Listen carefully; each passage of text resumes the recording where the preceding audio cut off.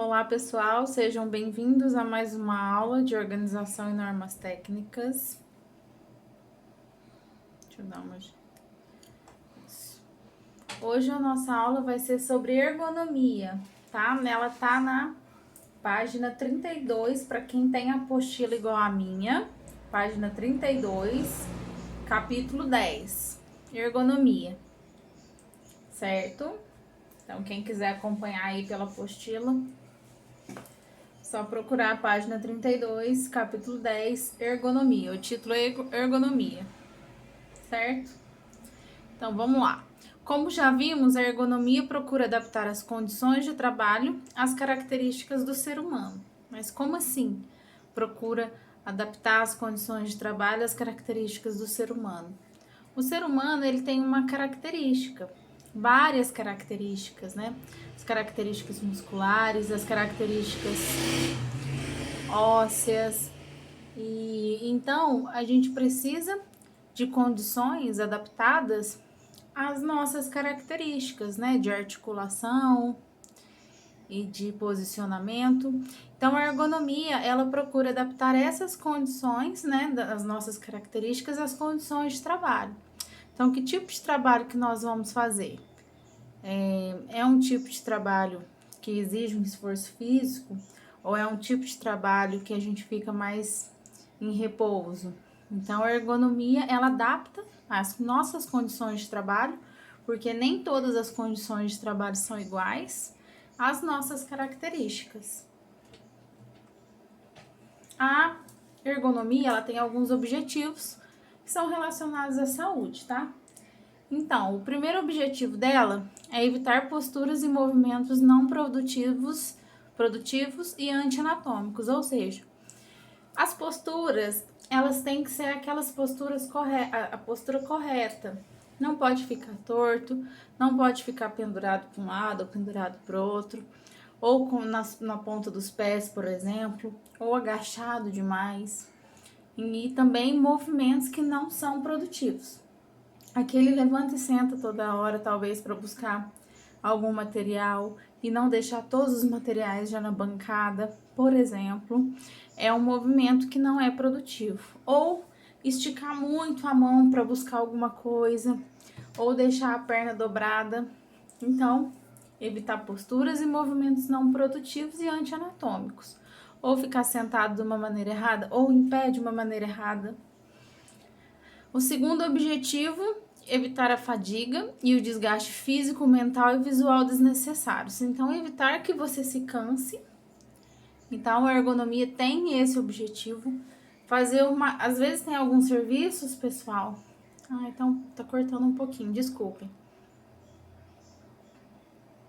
Tem alguns trabalhos, pessoal, que inevitavelmente vai gerar uma fadiga, mas a ergonomia tá aí para que diminui ou que evite essa fadiga. O desgaste físico, não só físico também, como mental e visual desnecessários. O próximo objetivo da ergonomia, prevenir sintomas como dor, dormência, perda de força. Dependendo da maneira como você se posiciona, como você trabalha durante o dia, você pode ter dores. E essas dores se tornarem dor crônica, dor por muitos e muitos tempos, que depois só com tratamento para que essas dores sejam diminuídas ou desapareçam. Dormência, seja no braço, seja na coluna, seja nas pernas, por mau posicionamento, e a perda de força. Às vezes, você faz um esforço repetitivo, ou às vezes você faz um esforço ou um movimento errado, você vai perder a sua força. E a ergonomia está aí para ajudar a você prevenir isso. Próximo objetivo, propiciar maior conforto de trabalho. Então, gente, não tem nada pior do que você trabalhar num ambiente que não tenha conforto. Que onde você sente seja desconfortável ou onde você esteja seja desconfortável. Então, a ergonomia tem esse objetivo, propiciar um maior conforto no trabalho. O próximo objetivo, permitir ao profissional uma maior produção, com mais qualidade.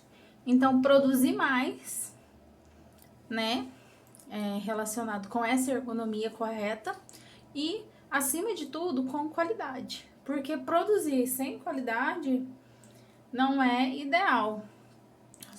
A câmera tá torta, não consigo ajeitar. Peço desculpas novamente para vocês. Então, a ergonomia, ela trata todos esses objetivos relacionados à saúde.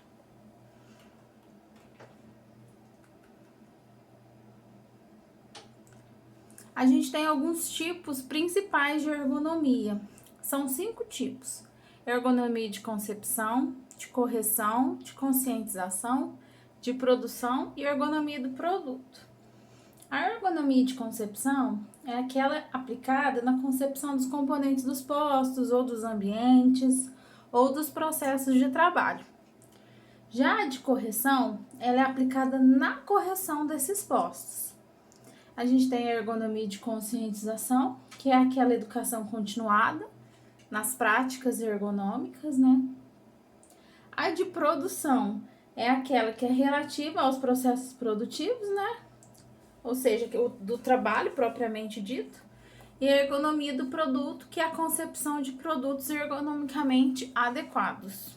Então, são esses 5 tipos de ergonomia que nós temos. Nós temos alguns campos da ergonomia. E os campos da ergonomia são esses 3 principais, que é o posto de trabalho, a organização do trabalho e o ambiente de trabalho. O posto de trabalho, qual que é ele? É aquele mobiliário, equipamentos e os materiais que a gente usa.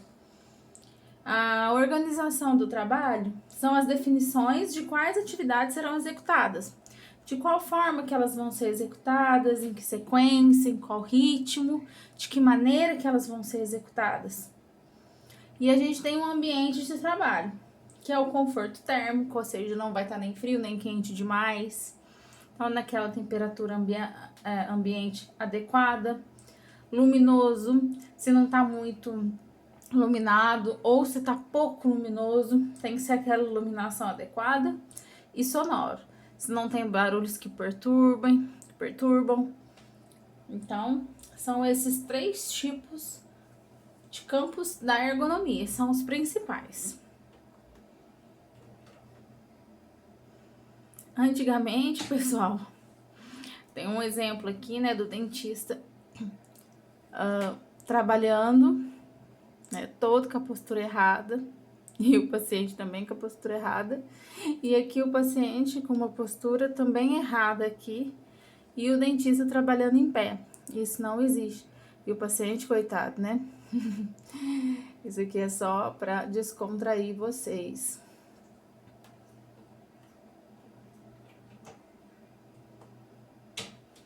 A alternância entre esforço e repouso. Então, o que significa isso? A gente tem que alternar entre o esforço e o repouso. Por exemplo, ninguém se esforça o tempo todo, né? Ninguém produz o tempo todo e ninguém fica de repouso o tempo todo.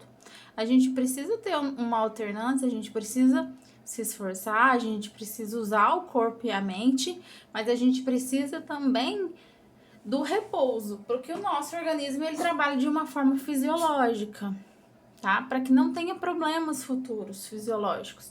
Então, olha lá, consiste na alternância entre o uso e o descanso do corpo e da mente, não só do corpo, mas como também da mente. Às vezes a mente está lá trabalhando a 1000 por hora e não descansa nunca. E o corpo, às vezes, tem pessoas que também não descansam o corpo. E precisa ter essa alternância entre o uso e o descanso para que o nosso organismo ele trabalhe de uma maneira fisiológica, para que nós não tenhamos a patologia, a doença. Tempo de trabalho. Então, como que é esse tempo de trabalho? A gente precisa de 8 horas de sono, 8 horas de lazer e 8 horas de trabalho. Então, 3 vezes 8, 24, que é as 24 horas que tem no dia. Então, as 8 horas de sono, pessoal, a gente precisa para recarregar as nossas energias. Então, é muito importante as 8 horas de sono. É a hora que a mente ela para, ela descansa, o corpo também descansa, desliga, para que no outro dia a gente esteja de pé, né? A gente precisa das 8 horas de lazer, que é um papel conjugal, familiar, social, recreacional. É um momento para você fazer o que você gosta, para você estar com quem você gosta, fazer o que quiser. Ah, eu gosto de andar de bicicleta, ou eu gosto de passear com os meus cachorros, ou estar em família, ou eu gosto de assistir televisão, ou eu gosto de ler um livro, ficar no computador, ficar no celular. Eu gosto de fazer isso, então é o seu lazer. As 8 horas de lazer é o que você gosta de fazer. E as 8 horas de trabalho que são inevitáveis. São todas as atividades que relacionam à atividade profissional. Então, é a parte que você vai ficar no laboratório, ou no consultório, ou no seu ambiente de trabalho. Então, se o dia for dividido em 3 de 8, né? 8 horas de sono, 8 horas de lazer e 8 horas de trabalho, a gente vai trabalhar o nosso fisiológico, né? Em harmonia. Então, vamos lá. Posturas adotadas durante o trabalho. A gente tem 3 posturas aqui, que é a postura estática, a principal ou a neutra, e a postura secundária. Vamos ver cada uma delas. A postura estática é aquela que a gente mantém um tempo prolongado, que é aquela que a gente fica por um tempão de uma maneira só, tá? A gente não tem movimento do músculo, a gente não tem movimento da articulação. Então, é aquela postura que a gente fica mais estática, mais parada, certo? É aquela que a gente mantém por um tempo bem prolongado. A gente tem a postura principal ou neutra. Qual que é essa postura principal ou neutra? Ela é adotada durante uma grande parte do trabalho, só que ela impõe, pessoal, uma menor carga sobre os segmentos musculares. Então, a gente não põe tanta força no músculo. A gente se movimenta, a gente fica uma grande parte, né, do tempo de trabalho nela, só que põe pouca carga nos segmentos musculares. Então, a gente não tem muito desgaste físico muscular, tá? Ela é a principal ou neutra.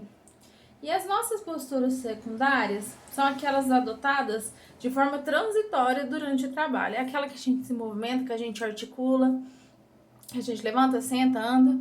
É essas posturas secundárias. Vamos lá.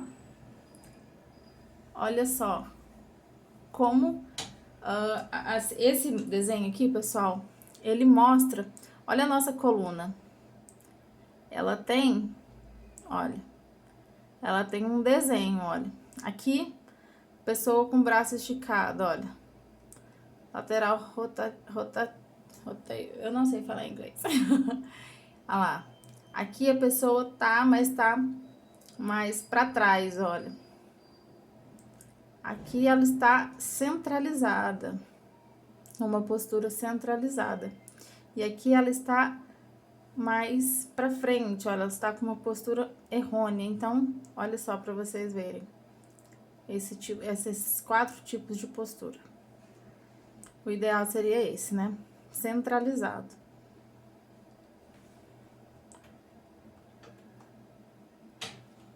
Vamos lá.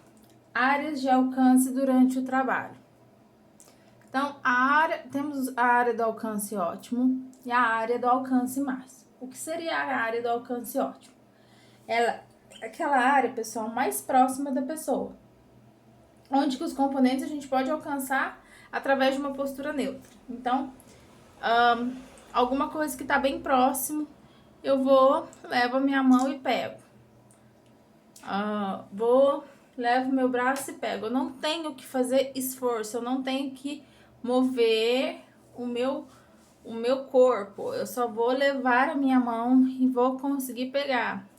É tudo que está próximo, que eu não tenho que fazer nenhum tipo de postura diferente daquela que eu estou. Só levo o braço e pego. Levo a mão e pego. Essa é a área de alcance ótimo. E nós temos a área de alcance máximo. O que seria essa área de alcance máximo? Ela é uma área imediatamente além do alcance ótimo, ou seja, eu não consigo mais só levar a mão e pegar. Eu não consigo mais só levar meu braço e levar. é onde os componentes do campo de trabalho eles são alcançados sem grandes esforços posturais, embora não permita a adotação de postura neutra. Ou seja, eu não tenho que me levantar para pegar. Eu posso inclinar o meu corpo, esticar o meu braço, esticar minha mão e pegar. Inclinar o meu corpo, esticar minhas mãos para cima e pegar, ou para um lado ou para o outro. Mas eu não estou mais na postura neutra. Eu saio da postura neutra e movimento mais o meu corpo. Levanto um pouco, vou para um lado, vou para o outro, mas eu não faço muitos esforços posturais. Eu saio da postura neutra, mas eu não faço grandes esforços posturais, certo? Então, esses dois tipos. O ideal, gente, é lógico que é a área do alcance ótimo, mas a área do alcance máximo também ela está aí dentro da nossa ergonomia.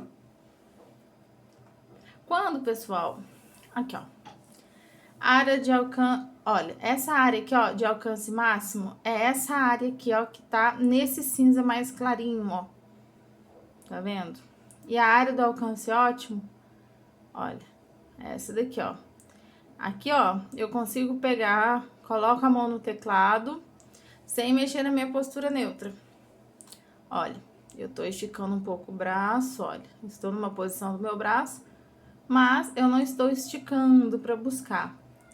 Eu não estou mudando a minha postura. Aqui eu não estou mudando a minha postura. Aqui eu já saio da postura neutra, olha, para buscar alguma coisa que esteja aqui, por exemplo. Saio da minha postura neutra, mas não faço grandes esforços. Tem algumas dicas importantes. Para sentarmos à bancada, devemos usar cadeiras que possuem encosto e devemos nos sentar com a coluna mais reta possível, aquela centralizada e apoiada nesse encosto por todo o seu trajeto, com o pescoço sem flexão, extensão ou torção. Então, a gente deve sentar na cadeira com a coluna reta, apoiar totalmente no encosto, não é apoiar só uma parte ou só um pouquinho, não. Apoiar totalmente por conta da coluna, da anatomia da coluna. O pescoço, ele não deve ficar nem flexionado para baixo, nem flexionado para cima. Ele tem que ficar reto, sem extensão ou torção. O tronco, viu, pessoal? Tá tronco aqui, mas é um errinho de digitação. O tronco deve formar um ângulo de 10 a 110 graus em relação às coxas. E as pernas devem ficar num ângulo de 90 graus em relação ao solo. Então, nada de ficar com a perninha para trás, como muita gente tem costume, ou de ficar com as pernas cruzadas lá na frente. Nada disso. Ou cruzar uma perna em cima da outra. Não. Tem que ficar com os pés apoiados no solo, com um ângulo de 90 graus, tá? Em relação ao solo. Podemos colocar um suporte para os pés de 10 a 15 centímetros. Sabe aqueles banquinhos mais altos para a gente colocar o pé para descansar o pé lá? Porque isso vai ajudar na circulação sanguínea, no retorno venoso. Porque quando o sangue bombeia, as artérias levam sangue com o auxílio quando o coração bombeia. Então, ele faz um movimento e ajuda o sangue a circular. Quando esse sangue volta pelas veias, tem as válvulas, mas não tem nada que os ajude. Tem as válvulas, né? Mas não tem a mesma impulso que é impulsionado pelo coração. Então, para o sangue voltar pelas veias, é mais difícil. Então, quando você tá com o pé inchado, por exemplo, você coloca para cima os pés, que é para favorecer o retorno venoso, que é para favorecer com que esse sangue volte com mais facilidade. E quando a gente coloca um suporte nos pés de 10 a 15 centímetros, a gente está colocando para a gente ajudar a circulação sanguínea, esse sangue voltar, o retorno venoso que a gente chama, tá? Esse suporte ele deve ser largo e comprido o suficiente para apoiar nossos pés em toda a sua extensão. Então, não pode ficar só um pedacinho do pé, ou não pode ficar só na pontinha do pé, não. tem que acomodar todo o pé e ficar apoiado mesmo ali. Não pode ficar também balançando o suportezinho, não. Essas manias que a gente tem, né? Olha lá, ó. Tem que ficar todo no pé, olha. De preferência com essa inclinação, olha. Essa leve inclinação. Olha, o pé todo tá nele, ó. Certo? Não tá faltando aqui, não tá faltando aqui, não tá só na pontinha, ou não tá só aqui no calcanhar. O pé, ele fica todo acomodado. Muitos técnicos em prótese dentária usam mocho de dentista. Pessoal, atenção. Acreditando serem esses ideais para suas funções. Porém, nem todos os mochos têm um encosto que permita o apoio da maior parte da coluna. Então, tem que ver como que esse mocho tá. Ele tem um encosto que permite que a parte da coluna todinha fica nele? Ou não, é aquele que é meio, que fica metade, que só fica metade da coluna. Então, cuidado, tá? Com o mocho também cometemos um erro sério no posicionamento ao colocar as pernas nas través dos rodízios, o que prejudica a circulação e não dá firmeza aos pés, pois só uma pequena parte fica apoiada, que coloca o pé, pessoal, naquela... Vocês já repararam que o mocho, ele tem aquela estrutura de metal? E aí a pessoa tem mania de colocar o pé nela assim, além de ficar com a perna dobrada, dificultando o retorno venoso, aquele retorno venoso que eu falei pra vocês, dificultando a volta do sangue. Também o pé não fica firme, não fica apoiado, só fica uma partezinha. Então isso é muito prejudicial. Às vezes o técnico de prótese dentária, às vezes o dentista trabalha o dia inteiro, fala, nossa, que dor nas pernas, que dor nas pernas, que dor nas pernas, e não se atenta a isso, fala, nossa, eu fiquei com meu pé onde não deveria, nunca fiquei com eles no chão o tempo todo. Então, muito cuidado. Às vezes um detalhe pode ser crucial. Aqui, ó. Você tá vendo isso aqui, ó? Às vezes o pé fica aqui, ó. Ou fica aqui, ou fica aqui. Então, nessa estrutura que não pode ficar, é uma delícia, né?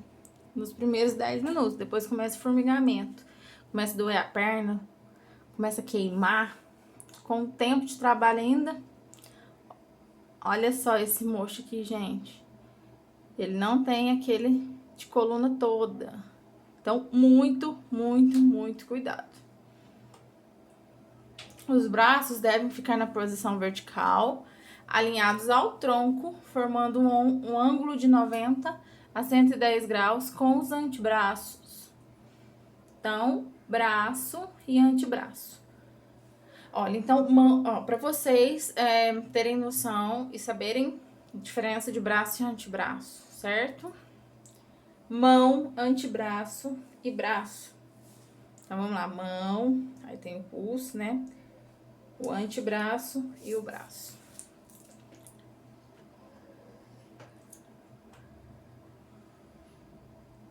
Olha, aqui tá errado, ó.